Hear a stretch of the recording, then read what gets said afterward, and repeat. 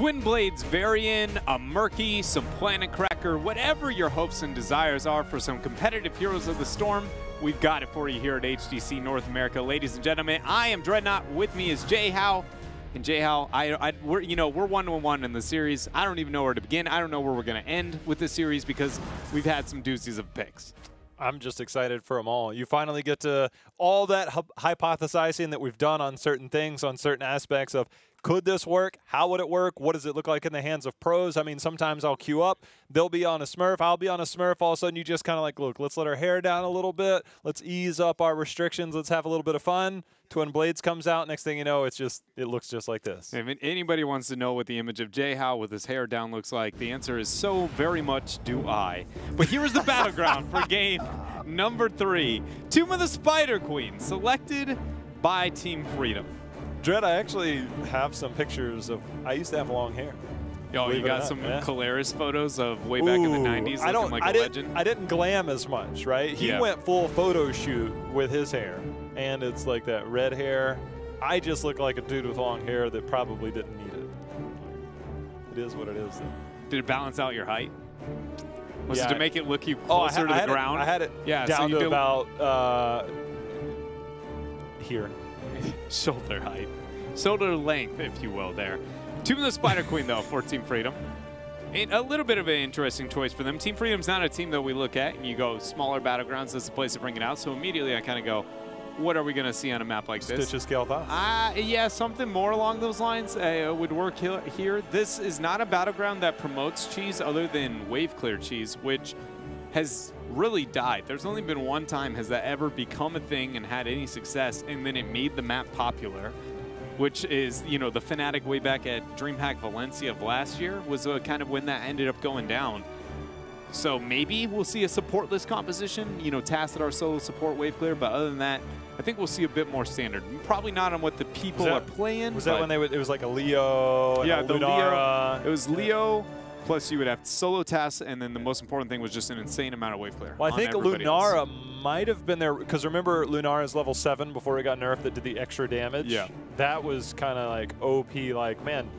And they would have the longest games in history, like 30-plus minute games on 2. I remember them and Dig back and forth a lot of times on that battleground. It's like, well, I don't really have enough to end, but you're not ending because I have enough to defend. And it's just kind of like, goodness, is this game ever going to end? But it was some pretty amazing matches. It was a war of attrition, and somehow the supportless composition was the team that pulled ahead consistently to that wave clear. Other than that, though, again, as we've said, can't really expect anything other than that too wild out of the two teams. I wouldn't mind if we got, the exact opposite, an instant, like, hyper-aggressive composition, that kind of like Garrosh, Kerrigan, almost 5 melee death ball. You say Kerrigan.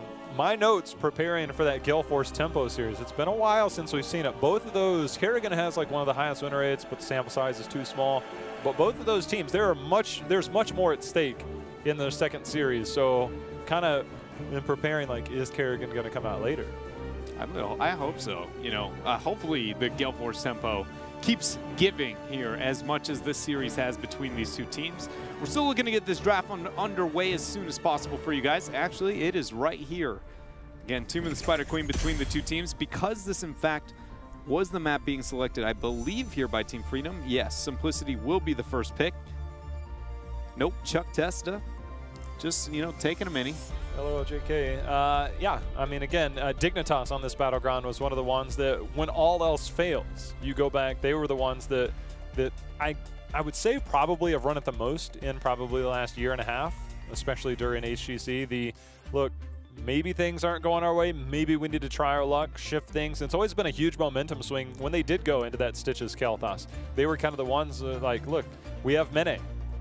And that's one of the things before we went over to Fnatic. It's just like, look, put him on Kael'thas, put JPL on Stitches, and have that French combo there just one-shot everything. And they did. And that always used to be kind of that momentum turner for them.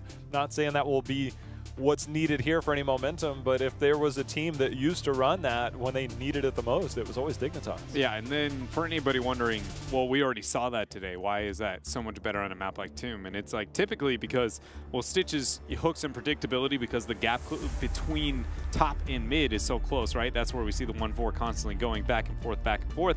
Kel'Thas can pretty much one-shot the minion wave. Then you just have the Stitches throw out the hook. He's got pretty good wave clear in his own with the slam build, and then you just, between those two, you clear the wave, and then you just go, well, if we hit a hook, I still have Empower in my gravity laps. I've still got a Q to throw down with a W on top of it. You know, I was thinking of a hero, and like a magician, it appeared right over your shoulder. Well, what was that hero?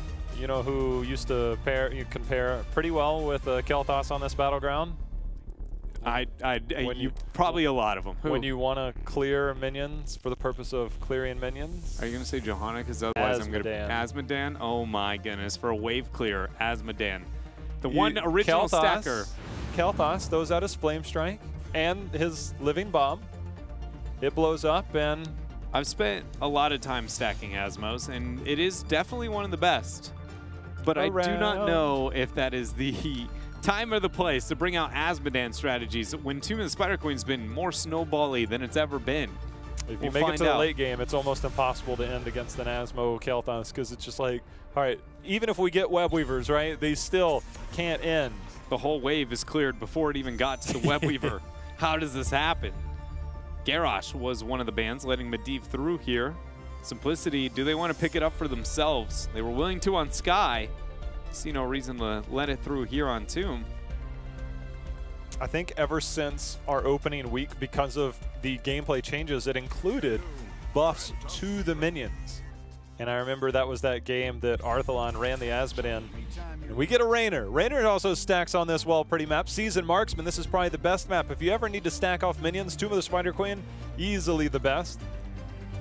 This is Jimmy. JL, on the list of things we didn't think we'd see in HGC, I definitely think a 1-2 Jimmy sits at the top of the list. Never, you know, Murky, Octograb, Planet Cracker, I'd go, okay, we got something. But a 1-2 Jimmy, now you're breaking the rules here. First in NA, but it was EU was willing to bring it out. I think it was Leftovers, right? Or Diamond Skin, somebody had it. They broke it open. It didn't exactly pay off for them. Cracked open the Jimmy. And now, once, well, you know, break the seal, can't stop the flow of Jimmy. It just keeps going. Breaking J-How once again. Stitch's Thrall is the rotation here for simplicity. I did ab workouts last night, so laughing hurts. Well, you know, J-How, that sounds like a personal problem here, all right? You know who needs to do more ab workouts? Stitches. Stitches, because, man, that belly. Actually, when you really take a look at it, man, really like it's just, yeah, it's kind of not there even, unless you play on the Chinese client, which then you could probably get some abs in on that Stitches. Yeah. Thrall's jacked, though. Put a poster of him up in your workout room as motivation. J-How aspires. What do I want to be when I grow up? Thrall. I already have the ears, so. Oh, J-How. Hanzo being hovered here for freedom. They're going to take it off the table. Not, I was going to say not too surprising of a ban, but it's a little interesting considering. That being said, we have a Jimmy in the 1-2, and I don't know why my brain keeps going to why I should expect normal things from these teams. Again, a Kel'Thas, I think it could potentially take it away for simplicity if you really want to stack. I mean, you could also go Jaina. Jaina does pretty much essentially the same thing. Kel'Thas just does it a little bit faster. I would actually argue Jaina, they do the same thing in kill potential, but very different in setup, and definitely very different when looking at, remember how the exact problem I brought up to you the other day about Jaina's and how North America likes to think that we can wave clear and get the kill on Jaina. Kel'Thas actually can do both and it not matter because his Q does not have to be his main damage source because of the empowerment on his gravity lap. So Kel'Thas is actually far and above better than the Jaina. But that being said, it's not like Jaina's a bad replacement. We got shields coming in here. Zarya, her shield, you can shield yourself, you can shield your ally. This is also one where I would say the shield ally talent to where you get the cooldown reduction after you get a lot of globes. There's going to be a Lunara. Lunara does incredibly well against the Zarya. Where's her Sylvanas? There it is. This isn't where I expected it. And there's a Morales. Is this a backdoor on Tomb of the Spider Queen? Oh my, actually didn't think about that. The composition Freedom's got right now. Feel the heat. Lieutenant Morales, 4-man with the Medivh shields. Jimmy in the back just pumping out the Inspire. Okay, so Ooh. This is not the map I would say Sylvanas is on. However, look, I'm going to get a little crazy here. If you want a backdoor keep, be my guest. At level 7, I am Sylvanas. You know what I'm picking. I don't know what you're picking, J-Hal. Why don't you inform me? I will possess your catapults, and they are now mine. Possession, the old heroic that once existed, now is a level 7 talent. I still think it has a place. I agree with you when it has a place. I don't know if this is it necessarily. I mean, if you're going to backdoor a keep. I agree with you. Do you really think they're going to backdoor keep into this composition? I mean, that does look like it looks pretty standard. It's just like a, hey, we have a Sylv that can disable some stuff. That's pretty neat. Whereas when we look at Team Freedom. Oh, no, I'm saying Team Freedom, the one's backdooring.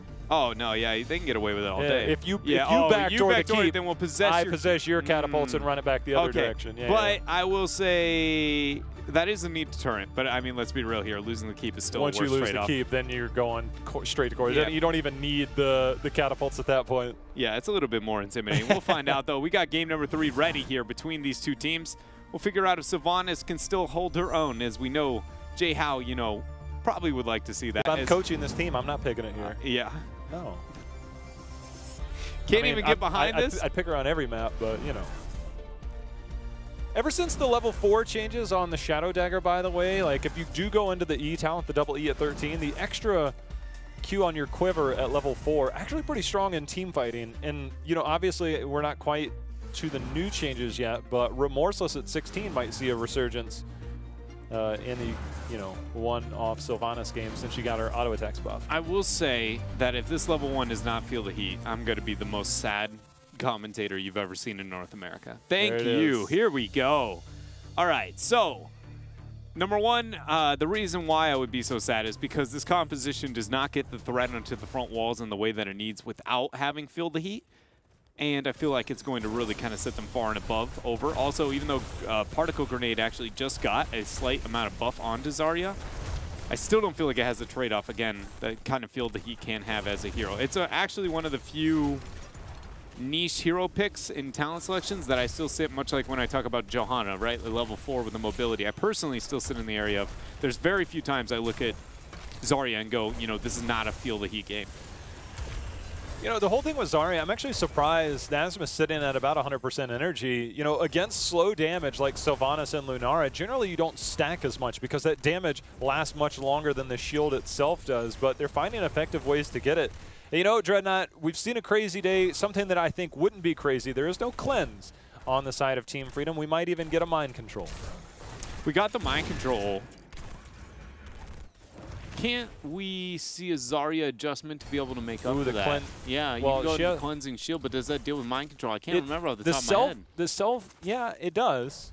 I'm pretty sure you can cleanse out the mind control. Pretty sure too, but that's like what? We're talking 13, 16s at that point in time? 13 is the self one. Yeah, and then 16 would be the ally.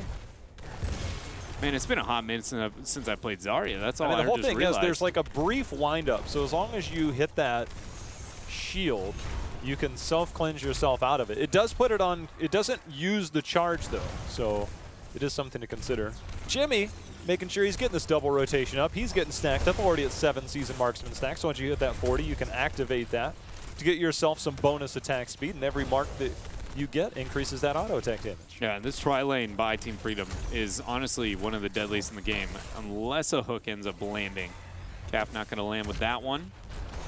And just keep the rotations continued. There's just, unless the Stitches hooks lands, there's no way Simplicity can really provide any threat towards that Zarya, Morales, and Raynor. So much so that Medivh can even cycle bottom majority of this and kind of get away with it. I'm trying to figure out where does the Sylvanas factor come in?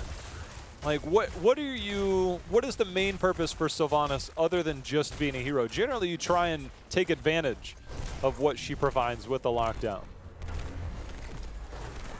I honestly, with this type of composition, I do struggle to really be able to pick up on that, obviously, other than just the sieging capabilities, right? Which are going to be a little bit more limited, but I don't know, because, again, without the idea of maybe the mind control could be the argument, but even then, it doesn't feel like it's a big enough one to commit to it in this type of situation. Doesn't have enough individual clear. See the lockdown onto the structures there, as now the Siege Giant will push forward, get some bonus damage in. But Yoda and Nasmus doing a good job to clean this up. Shadow Dagger thrown out, gonna lock down the structures a tiny bit longer. Zuna just used his E to last hit that tower. I would argue that if you're any other player, you want to save that E for escapes only. Yeah, that was definitely high risk, seeing somebody else willing to make the rotation down. It's a bad example to show any future Sylvanas players. Do not use your E for things like that. It is your only means of survivability and escape. This composition that Team Freedom is running has kind of been ran, a version of it before, with a Medivh, I believe it was Morales, Zarya solo warrior by Ballistics, and it was really hard to be able to deal with, and a lot of it was still kind of ran around the same manner, with the tri-lane being really effective, being able to draw aggro from Simplicity, and then using the fact that you had to pay attention to the Zarya, but Zarya with Feel the Heat and that much survivability was too difficult to kind of die past and get onto the backline. I think Simplicity will have a better time doing that in this game. But right now, it's not looking too hot for Simplicity. Team Freedom has had a lot of control over this lanes. And the biggest thing to be afraid of is when turn-ins happen, they're going to be far more profitable for Freedom than they are for Simplicity. I can only focus on Silk. Barb Shot is so incredibly strong that it's almost impossible to pass up. But if you're afraid of the cheese, possession would have been okay. Get a Barb Shot. It's really good at clearing minions and mercs, web weavers and things like that. Yeah, it's pretty neat. Pretty strong. Bit of pressure here. Hook not going to be thrown out by King Caffeine quite yet. 34 gems have been turned in for Simplicity.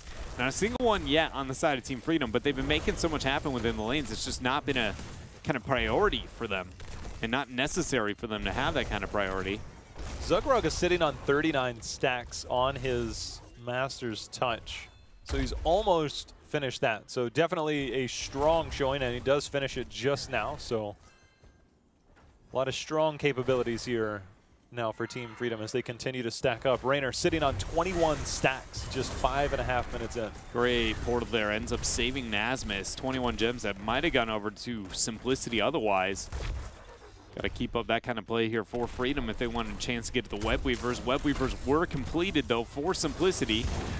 Nice nade from Collusion, stopping the advance. Zuna with another offensive E-use there. Very deep with that Wraith Walk. Do I go? Do I go? Now we've got our first Web Weavers. They are going to be on the side of Simplicity. I was wondering if Team Freedom managed to get that first turn in, would they hard push down a fort? And if they do get that down, would they be able to then backdoor that keep at level 10? We'll see how it plays out. Portal going in. King Caffeine under assault here. K1 Pro coming over to lend some support. But Nasmus just misses the portal out, as does Zugrug there. So that's going to be first blood here, 6.5 minutes in. Almost enough to pick up the 10s, too. If we see Simplicity take damage onto this front wall, they will be able to pick up the turret for the 10. Very good start here for a Web Weaver phase for Simplicity. Nasmus falling low, the gate just stopping what would have for sure been a kill there if that hook ended up connecting for King Caffeine. Wailing Arrow was in fact used by Zuna in that initiation, thinking they were going to get a kill. Now abusing that Sylve, going to be able to siege up on top, but Priz actually finding himself a kill in the 1v1 on bottom. 3 forts down. Sylvanas keeping everybody locked in here in that top lane, getting 10, and then getting the kill, and then of course Prismet getting that 1v1 bot lane. The entire time that mid lane was pushing, now all of a sudden Simplicity Dread is in a very dominant spot. They're sitting near 50. They have 53 gems, just 2 more from potentially back-to-back turn-ins. Hook comes out, it's going to land on a Nasmus. The root's there, but the shield's coming in. Nasmus now using that field of heat damage, and then takes the portal, able to retreat. Falls very, very low. Morales will be able to heal the team up, though. Just down so much statistically here with the 2-level, 3-level disadvantage, if you will, for now. Going to be the 2 as they pick up their heroics. This is where it's going to be very important for Team Freedom to be able to get this turn and get momentum into their favor. Just 2 gems away is Simplicity. They have the lane so far pushed out that they have to wait for them to come back in. And again, just getting 1 turn in would enable Team Freedom. You know, I guess things aren't going to be backdooring here as we get a stim drone, which means that Raynor, who is stacking on that seasoned marksman, you get that extra attack speed. See if Raynor, although you could always theoretically stim drone the Zarya if she has high enough energy. That is true. Also, you could theoretically, hear me out, go adaptation this game. You don't go with the isolation, purely based on the fact that who's going to be your front line? You have the Medivh, you have the Morales to be able to help with the HP pool. You might need to just draw that little bit of aggro, and we're going to see it. Ends up committing to the adaptation. Makes sense here. I agree. I actually really like this adjustment coming out from the Dehaka in this game here from Freedom. See how it pays out here. Webweaver phase descending for Simplicity. Jimmy doing his best getting the damage on the calf. Yeah, scaling-wise, Jimmy's sitting at 31 stacks, and that's going to be pretty powerful. But the poison damage. Lutano gets the dodge. Hosty continuing to pepper away with that poison damage. Splintered Spirit 7, especially against the Morales, is no joke. Webweaver's on top and bottom, going to be matching at 75% HP onto those key front walls. Those are going to get a lot of value as long as they can buy time. They see the portal, they go in. Zugrug's going to be first to drop. Great route there. Set down from K1 Pro, going to lock down all of Team Freedom. All three of them going to drop, pull back onto Collusion as Lieutenant Morales is going to end up dropping. Prismat with the body blocks is going to lock in the final kill here for Simplicity. 5-for-0 ace. Because they now going to take this mid keep and may even look for, I don't think they can game, but at least a double keep play.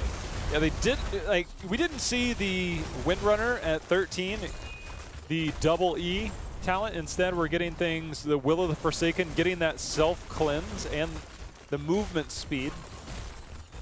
A little bit of a change. So it severely diminishes your potential siege or anti-siege against some of the Webweavers. So that's something that we'll have to keep in mind. But will you even need it, as every single keep has fallen, as has Azaria? Every single route that ends up landing there from K1 Pro, and that's a kill for Simplicity. Now they're going in, getting the damage onto Zugrug. Lieutenant Morales heel is going to get pulled away as Cap lands that hook. Lutano taking the damage, throws out the Hyperion. But Jimmy, you know, shows why he has fallen out of the meta. Great body blocking there. Prismat with the damage, end up getting another kill. And at this point, Simplicity playing with their food, going to lock down another kill onto Yoda for a second ace in a row. 12-0 in terms of kills. And it looks like just now, make that 13-0. Simplicity can finally take this game. Hashtag not Jimmy's fault. Also Vanis, that's what we're going to go ahead and claim this one, right? Well, I mean, you could say, I mean, 14 kills to 0. 15. Can I get a 15? King Caffeine's looking for the hook. There it is. Gonna land the 15. Do we get the 15? And we're gonna get it. I am not a good enough auctioneer to continue that. So. Oh, that they even made it a 16 there. Hey, we got a 16 out from Simplicity to nada on the side of Team Freedom. Simplicity go ahead and pull ahead 2-1 in this series over what many would probably say is, you know, a bit of an underdog story now for Simplicity, keeping the momentum of last weekend on their side. Look at that sick Jimmy damage. Really showing everybody what's up. Yeah, top in the charts there. Only about 9,000 ahead of your Feel the Heat Zarya, which, to be honest, Zarya was pretty well stacked most of that game. Yeah, Her damage was pretty high. Energy. Yeah. She would have been pretty stacked, should have gotten quite a bit of value, but again, they fell so far behind just after that first Webweaver phase, and then the Sylvanas value coming in, losing somebody on the bottom lane while losing the 3-man on top was devastating. Too much to handle, and Simplicity, again, they keep that momentum ride going. It's kind of hard to judge.